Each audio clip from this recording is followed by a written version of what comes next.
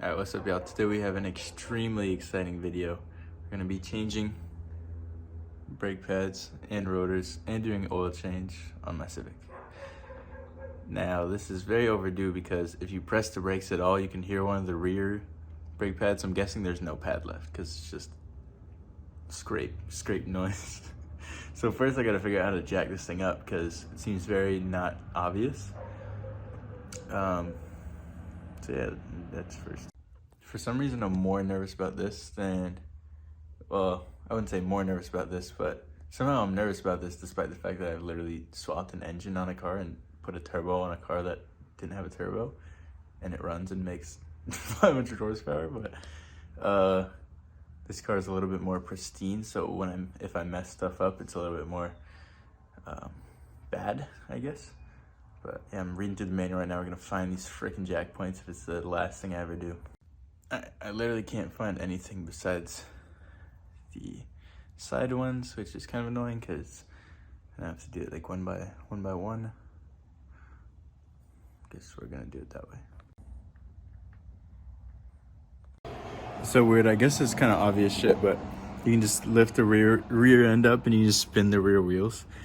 Obviously, just because it's front wheel drive, but weird stuff going on here.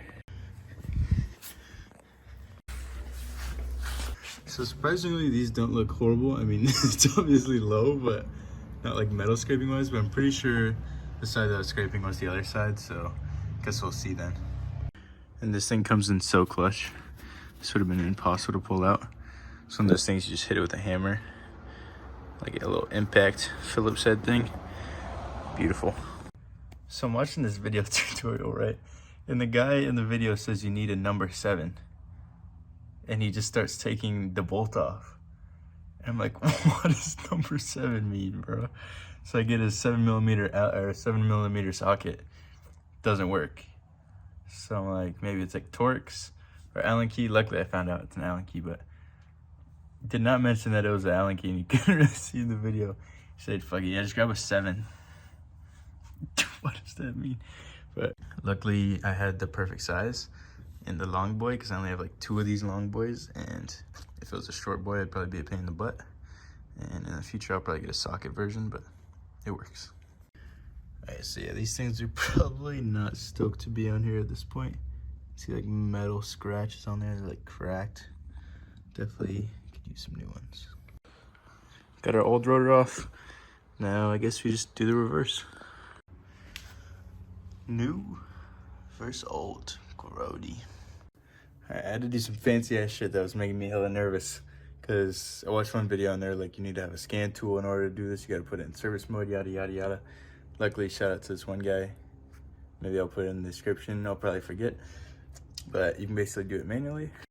So this thing has a freaking electric parking brake, so I guess instead of like a regular cable thing, it just uses this like freaking whatever you'd call this electrical thing. It just clamps down the pads. So basically we took that off. It was like 2 5mm Allen keys. If you can't tell, caffeine is hitting. It's probably also why I was nervous about it. And then you can just spin this little Torx bit clockwise, and that basically stops the electric thing from keeping the piston from squeezing back. And then I just used C-clamp, push the piston all the way back, and as you can see, it's all the way back. Now we should be able to fit our pads in there perfectly. All right, y'all, everything is back together. It seems all good. I'm pretty sure everything is tight. I guess we'll see when we take it out for a test drive, but already a little bit proud of myself. This is honestly kind of fun. Very fun, especially compared to DoorDash with Christmas traffic. Not a good time. So now we just gotta repeat it on the other side, which should be way easier because I actually know what I'm doing now. So yeah, get to it. Looking all nice and fancy. Boom.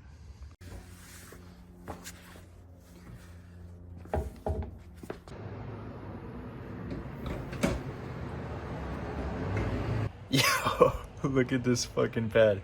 We definitely found my problem.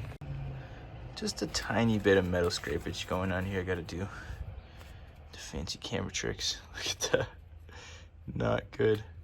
That's why we're replacing our rotors and our pads. No bueno. God damn, look at the inside of this freaking rotor. I don't know if you guys can see that. No, not good at all. There's even like hot spots on the inside. You can see that. Not good at all. To be fair though, it never started feeling weird. It just was making grinding noises, so maybe metal on metal is a good thing. You never know. Alright. Obviously, got some weird tire wear here, but this side's all finished up. Everything's all nice and tight. Now we just gotta go take it for a test drive.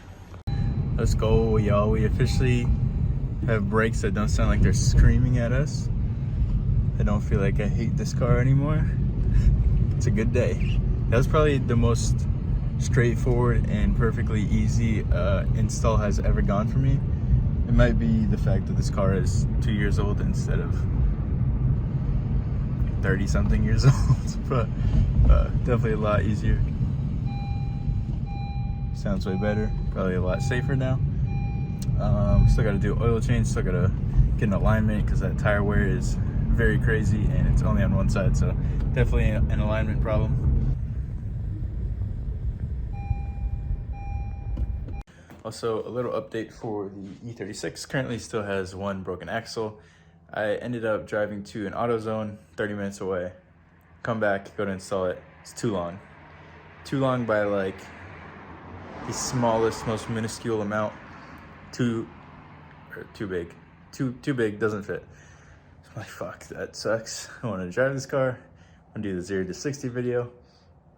So I'm like, fuck it. I am dedicated. I want to get this video up. I'm gonna get this video up today. So I drive to Advanced Auto, one of the other auto parts stores. It's like an hour away. Christmas rush hour traffic. I'd go at like 4 p.m. So I was trying to get back before sundown so I could film this freaking video during the sunlight.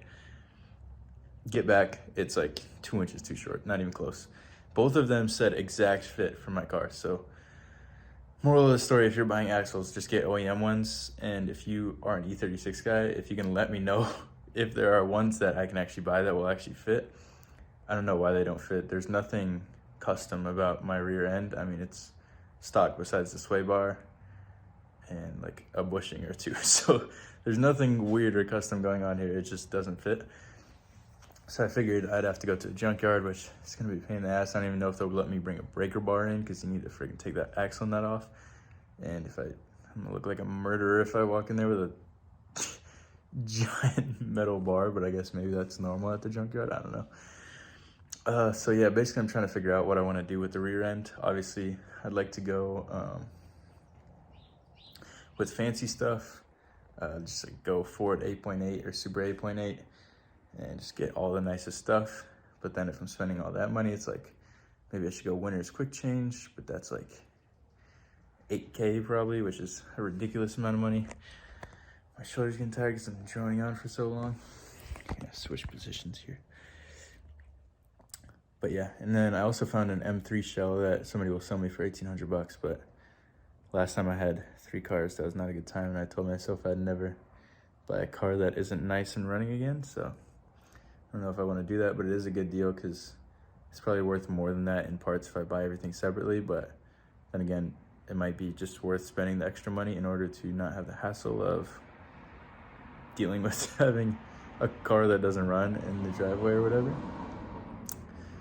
So yeah, and hopefully the car goes to paint soon. The guy said this week, but I get it, it's Christmas week, and so it'll probably be week after Christmas, get the thing to paint.